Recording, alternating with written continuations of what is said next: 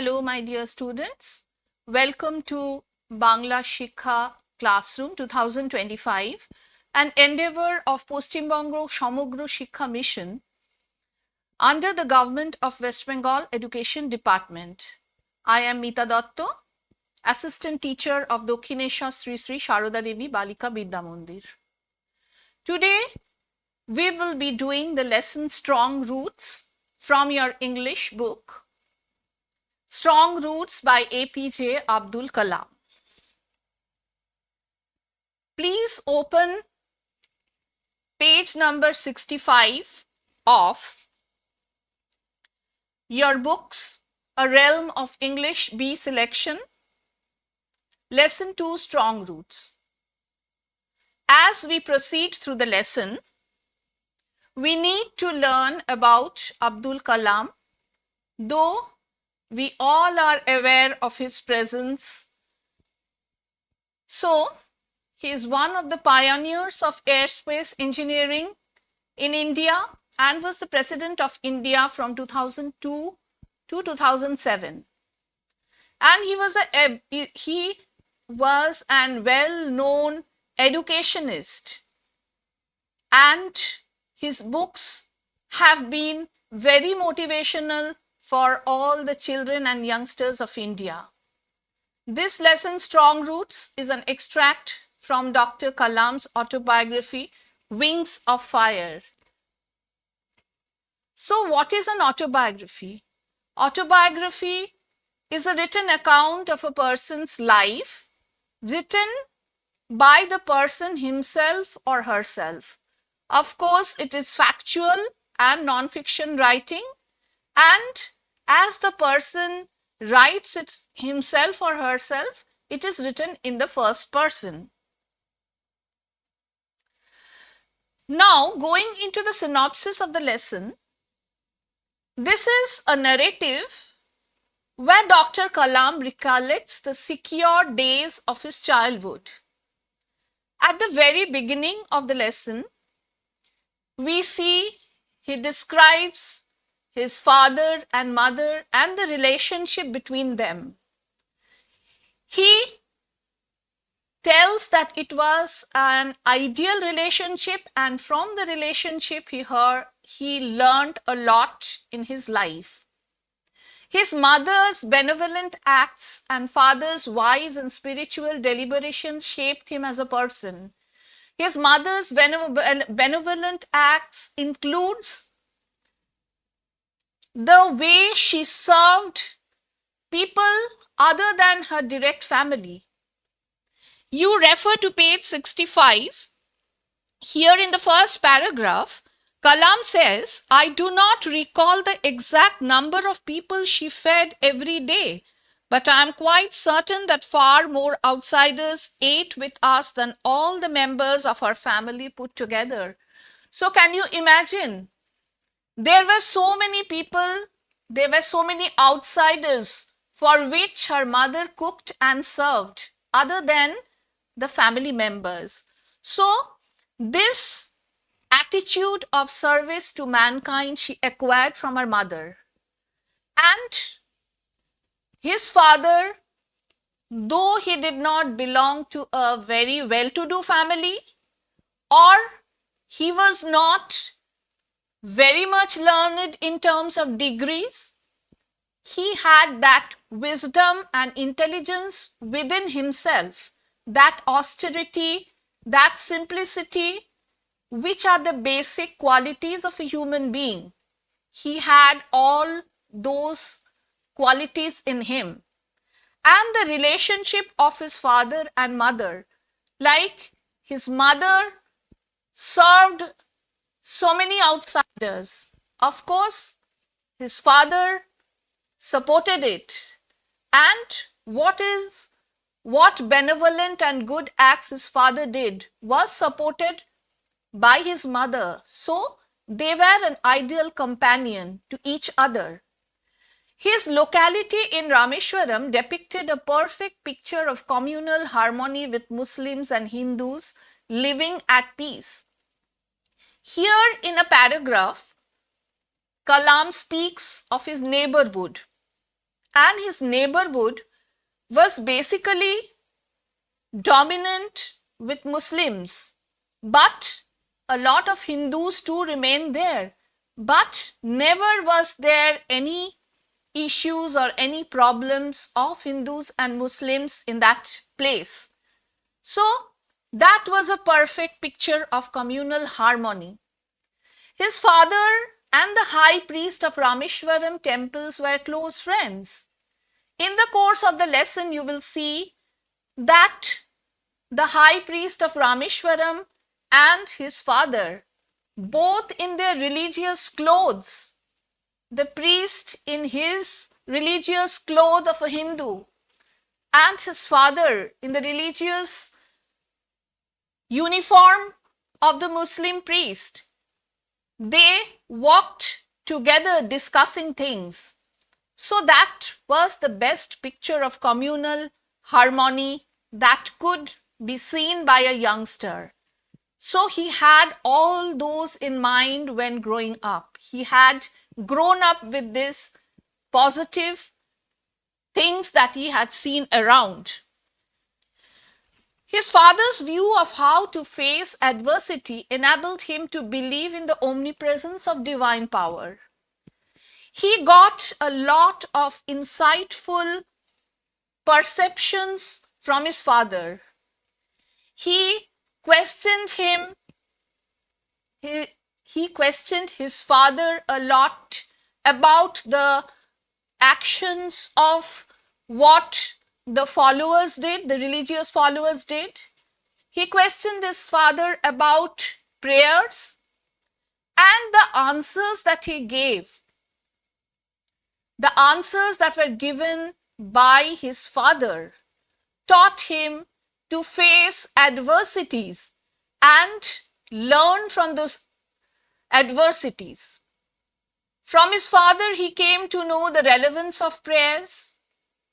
In a place, he says that I did not know what people asked in their prayers, but to me, my conception was that through prayers, it was a direct communication to God. Prayers were a direct communication to God.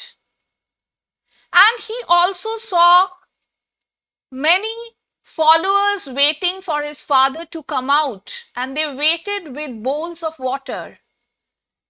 They had this perception that if his father touched that water with his hands, that water would cure disabled people or sick people from their sufferings. So he questioned his father about this also, that how is it possible that this happens? And his father explained to him that it is people's faith. People think when they are in problem that they need a medium to solve their problems, to console them. And his father was perhaps a medium through which people thought their problems would be communicated to God and their problems would be solved. So that was the people's faith, and his father just went on to keep their faith. Now, he was guided by regular disciplined activities by his father all through his career. In the last two paragraphs, we get a vivid description of how the everyday routine of his father helped him even in his career as an aerospace engineer. So, when we come there, we will discuss in details about it. Now, what are the significant ideas from this text? Simplicity is the key to brilliance. It identifies the essential. We know what a simple life Abdul Kalam led, and we come to know from the introductory paragraphs that even his parents were so simple. So every day he had his meal with his mother sitting on the ground of the kitchen.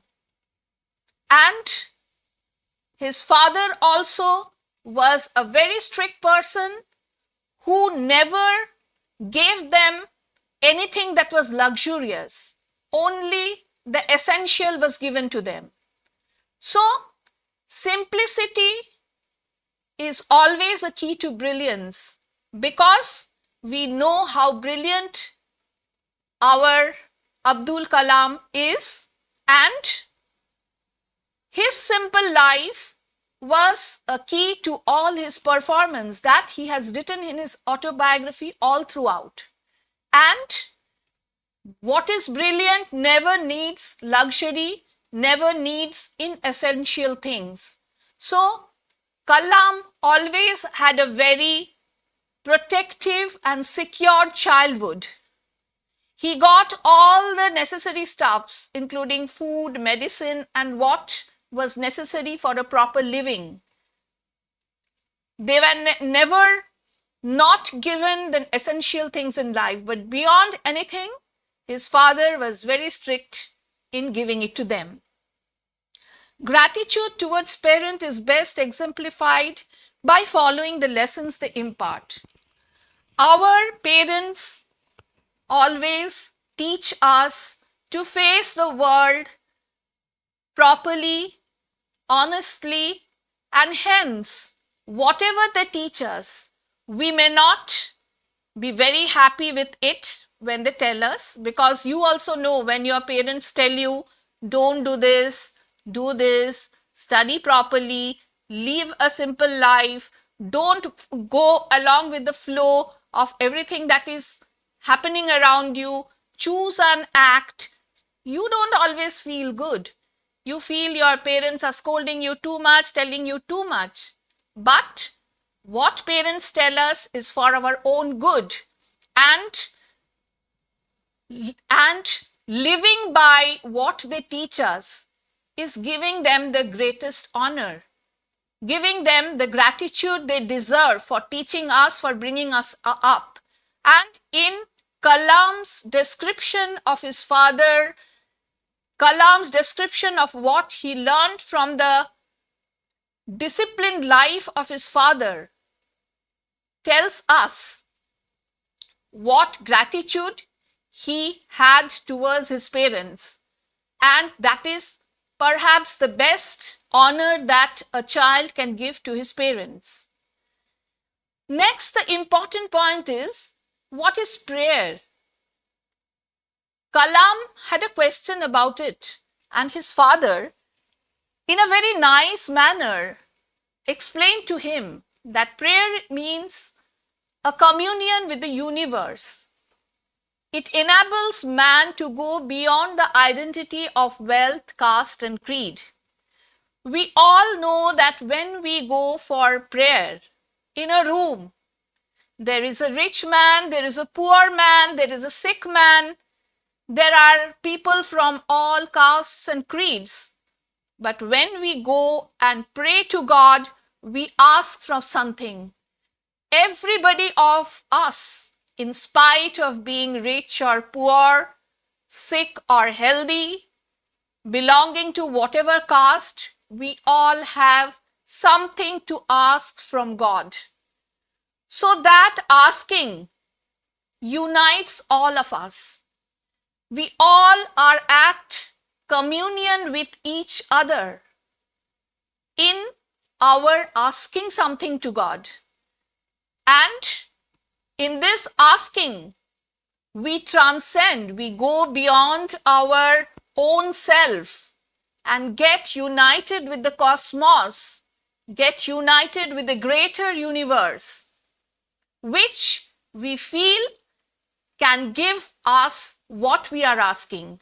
What a rich man is asking, what a poor man is asking, what people of different castes are asking, that can be answered by the Supreme.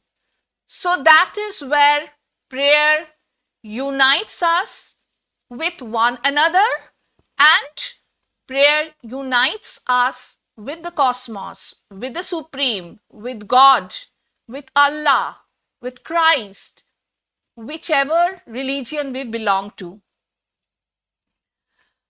Now, another very important thing is adverse situations give rise to self introspections. We all have been in trouble. We all have been through a great crisis called COVID. We all have been there together. And other than that also, all of us, we have our little troubles in our life, little problems which are in our life. But what is important is not to get traumatized, not to get demotivated in such problematic situations, because those are the situations that teach us a lot of things. So, these troubled situations give us an opportunity to analyze ourselves. So that is one big thing which Kalam's father taught him from a very tender age, that any problematic situation or event helps us to analyze ourselves, learn from it, and go forward. We often get very much carried away by suffering. Every one of us had some suffering. Suffering in the form of some failures, suffering in the form of losing something, suffering in the form of losing a loved one. But what Kalam's father had to say was that every suffering has a relevance. Like when we suffer, we feel that thing, feel a loss, feel a failure. So that failure may be a road showing us better times, better situations, learning to cope up something worse that may be coming up. So suffering should be taken in a way that teaches us. So that suffering should also, through self-analysis, give some relevance in our life, and through that relevance, we can prepare ourselves to face harder situations. Detachment from emotional and physical bond is the key to freedom, happiness, and peace. Kalam ends this particular lesson is ending with a line that gives us this message. So, our emotional bond and our physical bond keeps us in a problem, in an emotional problem, unless and until we know how to get detached from it. What in simpler form you may be knowing as Maya. That Maya, or emotional and physical attachment to each other, to our relatives, to our loved ones, to situations, to things. This is the thing what doesn't give us mental freedom, because we keep attached to things and situations and people, and hence get distracted from doing things that may need us to be detached from those situations. So once we get detached from the emotional bondings that we as human beings have, that will lead us to freedom, happiness, and peace of mind. Now, coming to the common errors that may happen is not learning spellings of names and places and new words well. So students always remember that learning a lesson, learning a poem or whatever is there in your syllabus is not only for answering questions and getting good marks in the examination. The lessons that are taught give you a lot of new perspective, new learning experiences that will be helpful in your future life. So, you need to learn the spellings properly because the spellings will increase your vocabulary, will help you to use them in your further studies also. Now, in your MCQ pattern questions, there is a confusion in choosing correct alternatives, and that happens mostly because you are not reading the text minutely.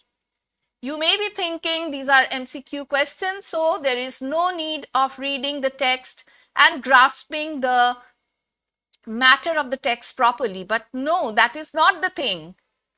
To learn a lesson properly and getting into the conception of it is very important in removing your correct confusion in choosing correct alternatives. If you read the text properly and in details and retain the proper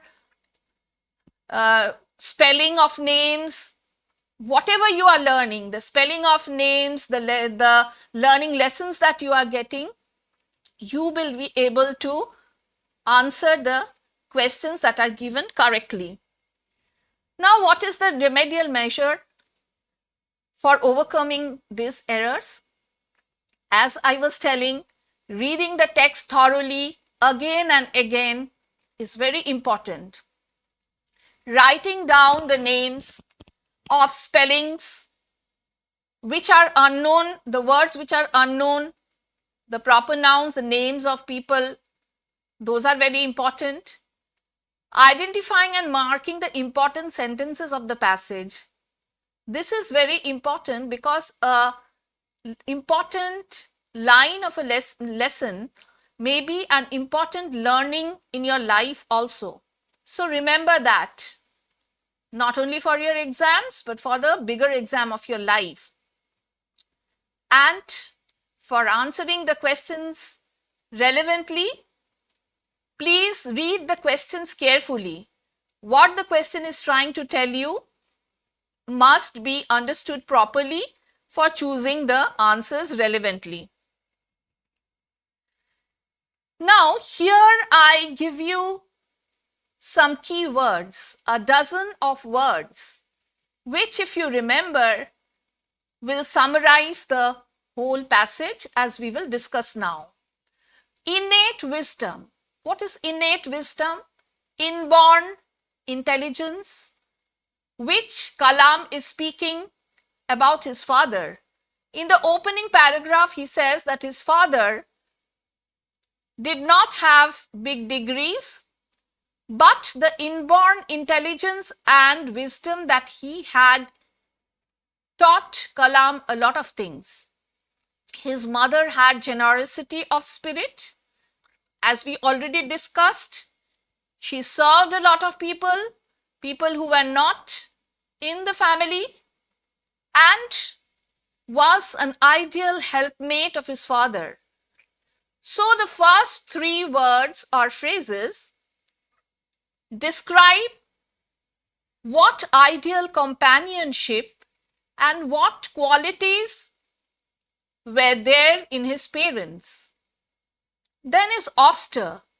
We also discussed how strict Kalam's father was and how he always did not give the inessential things in life. He gave to them only that was essential, nothing more than that. Then we come to living amicably. Living amicably was living in a friendly manner. By this, what comes to our mind? We have already discussed that they lived in a community which was dominated basically by Muslims, but a lot of Hindus too live together.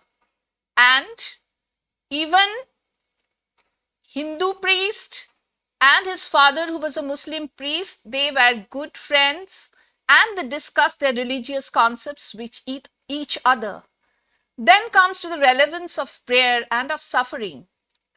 We have discussed that prayer has a relevance and suffering also has a relevance. Prayer brings communion with one another. People with one human to another is connected through a prayer, and also all the people, as they are asking through prayer something from God, they are in communion with the cosmos or with God also. And every suffering teaches us our self-introspection or self-analysis. That is the seventh word that is there. So we always should do self-introspection or analysis. Adversity or problem enhances us to do self-analysis. We should take problems as an opportunity of learning, analyze it, and take it as a lesson to do anything that we proceed to do in our future. Then is impasse. Impasse means a stagnation or hindrance. When Abdul Kalam asked his father, like what made, I will want you to refer to page 66. It says, just see the last 5 lines. Then he answered in a low, deep voice. When Kalam's father was asked by him, why don't you say this to people who come to you for help and advice?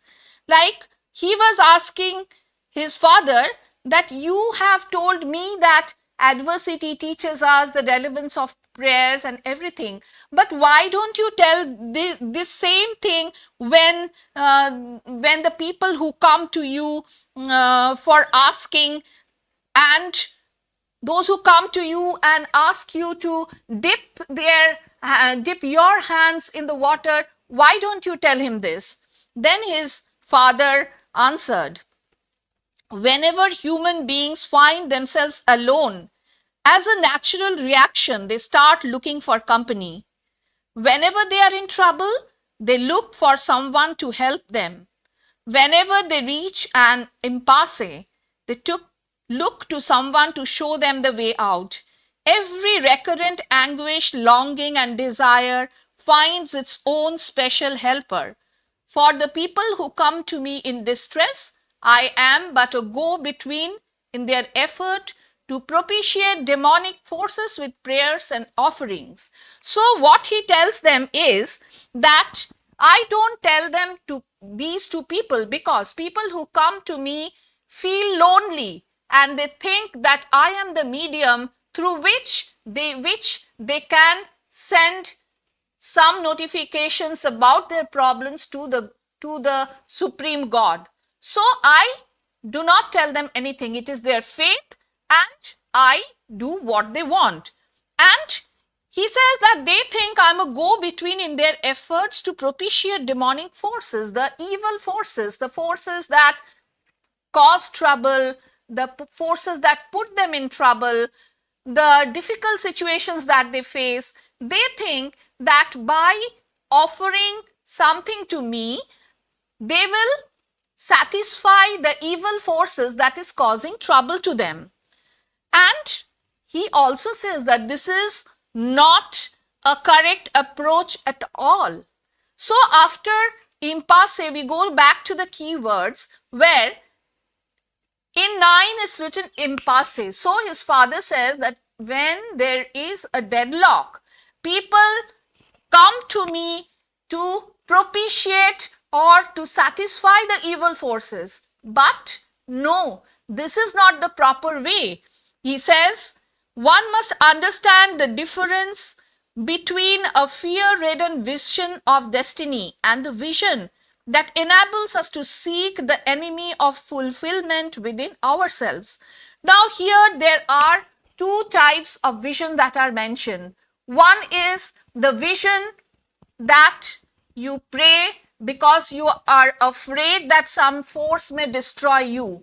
And another is the vision with which you can find out what is putting me down, what is putting me in trouble. So that is the vision of self-analysis or self-introspection. So the vision with you, which you can see within yourself, is the proper vision, not the vision with which you fear that if I don't pray, if I don't offer this, some evil forces will cause me bad. So here, students, I would refer to something which you learnt in class 11, the lesson by Sister Nivedita, Swami and Mother Worship. There too, when Vivekananda is worshipping the goddess Kali, he is thinking the same way, that it is not through fear that we would ask something from God. It is with our right as a child to a mother that we should be asking. So you see, Sister Nivedita is a Christian who is writing Swami and Mother Worship. She has this same perception as Swami Vivekananda, who is a Hindu, and telling this about Goddess Kali. And here we find Abdul Kalam, who is a Muslim. And it's the same thing, that we should worship and pray to God not out of fear, but with our inner vision. So you see, all religions speak the same thing. We only have to have that proper perception to interpret it. So then we go to our keywords, and the next is emulate. What Kalam is telling, I remember my father starting his day at 4 a.m. by reading the namaz before dawn. After namaz, he used to walk down to a small coconut grove we owned, about 4 miles from our home. We would return with about a dozen coconuts tied together, thrown over his shoulder, and only then we would have his breakfast. This remained his routine even he was in his late 60s. So you can see what a disciplined and routine life his father had. And age could not dominate this. He followed this routine even when he was in his late 60s and quite old to do such a lot of hard work. And I have throughout my life tried to emulate my father in my own world of science and technology. So Kalam has tried to imitate this routine and this life of his father, this disciplined and hard-working life Kalam has introduced in his life, even as a scientist when he worked for such a big place like the aerospace engineering, in his field of aerospace engineering. So I have endeavored to understand the fundamental truths revealed to me by my father. So all these basic learnings, these basic truths of life which are necessary, he had emulated from his father. That is 11, emulate, imitate. He has imitated all the good things of his father, and he has introduced into his life, and he says it has helped him in his life as an engineer also. And the last line, severs, 12. And once an individual severs his emotional and physical bond, he is on the road to freedom. So he feels convinced that all through his father's teachings. He feels convinced that there is presence of a divine superpower which controls our life, and thus he thinks that for whatever we do, we need to sever ourselves, cut off ourselves, break off ourselves from the bondings of emotion and physical presence, and devote and dedicate ourselves to whatever we serve for. And only then we can be on the road to happiness and peace. So, living by all these, living by what Kalam learned from his father and we learn from his life, our homage to the great man who is known as the Missile Man of India can only be possible only if we go by what he has tried to teach us. So, what we should do, my dear students, is learn from our mistakes, try to understand each other, try to understand that every one of us has sufferings, and establish that communion with the Supreme, which through our prayers will lead us to a place where we can analyze ourselves and do what is best for each one of us. So, thank you, my dear students. Wish you a happy learning session, and again to repeat, MCQs is not the only target. Examinations, marks is only a medium to go into your next study level, but learning what you read, feeling what you read is very important in the journey of your life, and succeeding through the various examinations that we have to give in our life to be really successful in terms of our happiness, our mental peace, because that is all we are striving for. So, have a good learning session. All the best to you. Thank you very much.